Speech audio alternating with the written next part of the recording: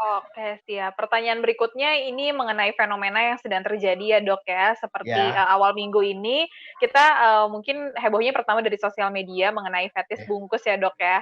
Mungkin dokter Ya, juga udah pernah dengar dan aku beberapa waktu lalu juga chat dokter mengenai masalah ini ya, Dok. Mungkin dokter ya, juga bisa,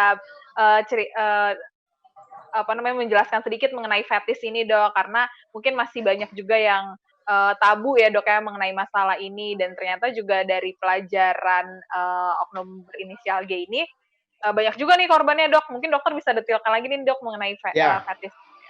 Siap, silakan, Dok. Fetishism itu merupakan salah satu gangguan ya, gangguan dari apa? Gangguan dari perilaku. Ya, Mhm, perilaku seksual yang kita bilang dalam satu kelompok namanya parafilia, ya Hmm. parafilia. Jadi banyak banyak jenis itu ya, mhm. sadomasochism, voyeurism, fetishism ya kan, dan itu penyebabnya adalah gangguan di otak ya.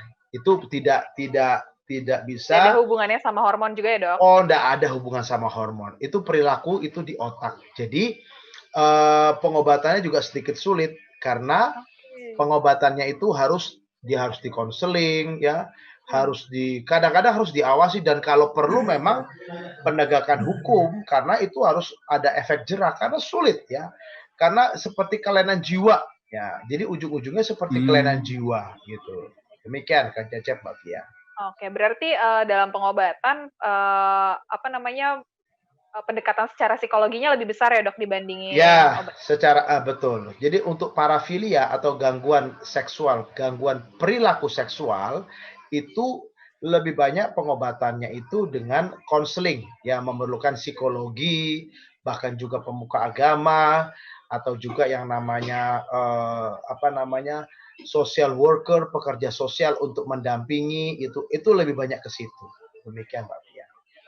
Oke, oke, oke. Berarti, lebih ke arah otak berarti kalau masalah gangguan seksualnya, minim ya, Dok, ya? Ya, artinya dia orientasinya yang berubah.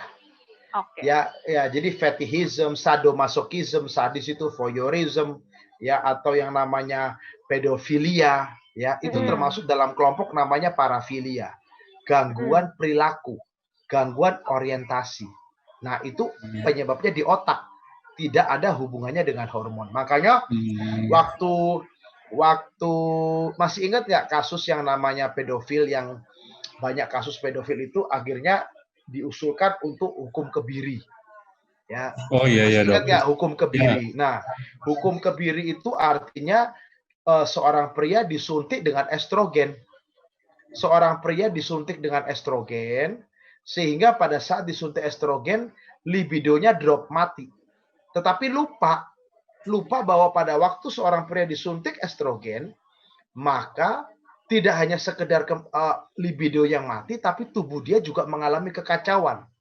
Metabolisme Oh. tubuh dia kacau, sehingga akhirnya akan mengakibatkan gangguan sakit penyakit.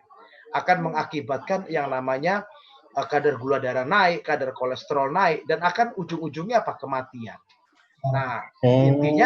intinya artinya apa? Sama aja dengan hukuman mati secara perlahan. Pelan-pelan ya dok ya. Heeh, itu Oh. Kang Cecep Mbak Fia ya. Jadi tujuannya itu bukan untuk menurunkan gairah seksual atau menghilangkan gairah seksual, bukan ya?